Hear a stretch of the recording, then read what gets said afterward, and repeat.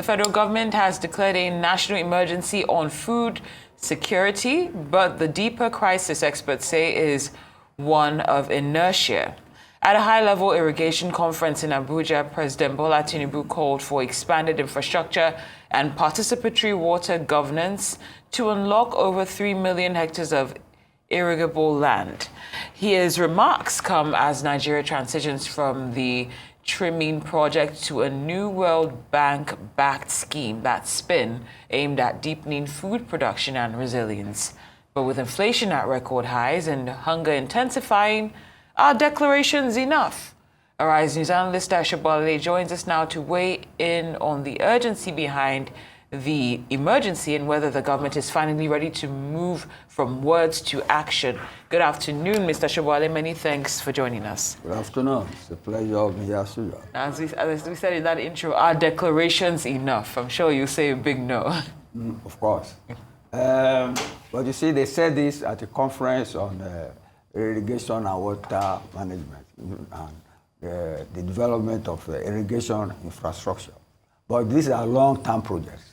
These are long-term projects. It's apparent to everybody that food prices are rising, although they are lower than they were about, say, 6 months ago. But what is important is availability at affordable prices. And then government can do more. You see, I will make a digression now. You see, the hand of government has been held by IMF conditionalities and the free enterprise, free market syndrome. Now, a new pharaoh has come to the US and has started tariff war and has literally killed the free market phenomenon. So we must follow suit. We must follow suit. We import most of our basic food, rice, sugar, millet, and the things that are we import them from Ireland, Germany, the United States, Brazil, especially. For us to start saying that we must make our own food, it's too late in the day for that. People will die of hunger before we realize that. So government must subsidize food. Government must subsidize. You see, subsidy used to be a very ugly word until the emergence of Donald Trump and his tariffs. And invariably, he is penalizing, putting tariff 10% on all goods entering the United States. And what he wants is to bring manufacturing back. When I was in marketing, you go on marketing courses, you are taught about globalization and what's the other one now? Outsourcing, which is that you buy skills you don't have. That was why because of cheap labor, they went to China and India, and all those countries have factories, they are all dried up. That's what Trump is fighting for now. So the era of sitting back and saying free trade, let market forces decide issues, I'm so happy it is gone. So we must follow suit. I mentioned the US again too. Part of what made Biden to lose was the egg prices were rising. Trump has come in now. They are importing eggs from everywhere, including China. That is how a government should be responsive to the needs of its people, especially with regard to food. You see, food insecurity is artificial if you have not done enough to make sure the food gets to the table of your people. The Director of Customs the other time said we are spending almost 100% on food importation from what we spent between 2023 and 2024. As long as the food is available for people, let government play its own role. That's all.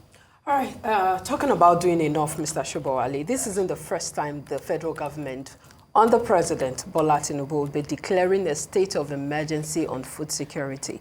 In July 2023, to be precise, the president declared a state of emergency on food security. What is different about this particular declaration, especially seeing the crisis going on in the food production states like Plateau and Benue State? Recently, we heard that about 52 people, died in the crisis going on in Plateau State. What is different about this declaration? Shouldn't we be looking at the root causes like insecurity in these food production states or food producing states? You see, the root causes of all this, they are known to us. You mentioned one, insecurity in the farmlands in the north, in our food basket regions, and government is trying to secure them. If it has secured them, we will know. And then we discussed about dams the other time. We are going to have flooding very soon now. People have been want to go away, but there are plans on the ground for us to make dams, to do irrigation. But these, like I said, are in the long term. These are infrastructural projects. They don't germinate overnight, like you always want. They don't. What is available now? So put food on the table. If I start saying it, I can say it now. Intervention, I've always spoken about intervention. And the greatest intervention has come from the role model nation we worship. That is Donald Trump. So let us follow suit, import food, and if it is not affordable, make it affordable at prices that people can purchase. That's all. Well said, Mr. Sobowale. Yes. Similar to what Obolane mentioned, this is not the first time we're seeing a situation like this. But I'm wondering, what specific metrics should we... What metrics should Nigerians use to measure the success of the success or failure of this emergency declaration? It has not started. You can't measure. When it's time. Let's contemplate how it will work. Okay. And that's what I'm suggesting. If you see... we are talking of irrigation and things like that. Those are long-term things. Countries like, countries dominantly in the dry areas of the world, like Egypt. Egypt lives on the Nile. You get me? The Nile, they do irrigation when it floods. They do irrigation to canals to direct it to their farmlands so that it does not fall their city. Ethiopia has built a dam from the flow of the Nile when Egypt threatened it to go to war with it to get electricity. We can do, those are long-term projects, like I say. We can speed up what you are doing. But for the immediate availability of affordable food on the table of Nigerians, the government must intervene. That means either by importing or doing some form of price control. The era of saying let market forces decide is gone. Or else it will create anger and frustration with the government, and that create political instability. As you said earlier, President Tinubu made this declaration at the irrigation projects as the secretary. Yes. What role do you think we have enough water sources in Nigeria?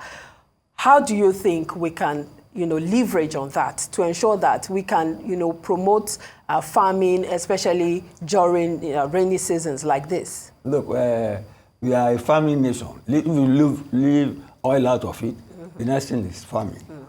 And we have been living on it, except that we didn't diversify or we didn't pay enough attention to agriculture like we used to do because of the cheap money coming from oil. But I assure you, this government is not idle. No government in Nigeria has been idle. You get it? We have fantastic plans, but they have not materialized as we have always expected. So what they are saying now is because you are the one discussing it. This one is about infrastructure. I don't know how somebody got into it and said it is an emergency on food. What emergency do you get out of infrastructure building? You want to construct a road, you want to build a dam, you know how many years it will take, you know how many months it will take. But you say you have an emergency, it's an immediate remedy for a hot issue, which is hunger this time around. So I praise them for the infrastructure umbrella they are flying, or kite they are flying. But like I said, governments will intervene if it has to import. If it has to do price control, if it has to do subsidization, let it go ahead and do it. All right, Mr. Sobowale, a bit of a premise based on what we discussed yesterday, how how the loans were, the student loans were exploited by corruption gurus. Systemic. So, what accountability mechanisms exist to ensure, maybe in cases of emergency funds, that they actually reach the farmers rather than being diverted? Let them make that move first. Do you get me? Don't let us think negatively of government. Let us respect government's intentions in the hope that the delivery will be made to the people. We've been discussing this almost a year since the advent of this government. The welfare things, social welfare benefits. You know what happened to the former commissioner or minister in charge? It has not been restated. And that's not peculiar to us. See what is happening in the US Department of Government Efficiency. They are discovering people 120 years old still collecting benefits, and some dead people still connect. So corruption is endemic, and it beats the system. That is why I don't agree with your systemic analysis all the time. What you say? Government intentions are pure. How realizable they are depends on the environment.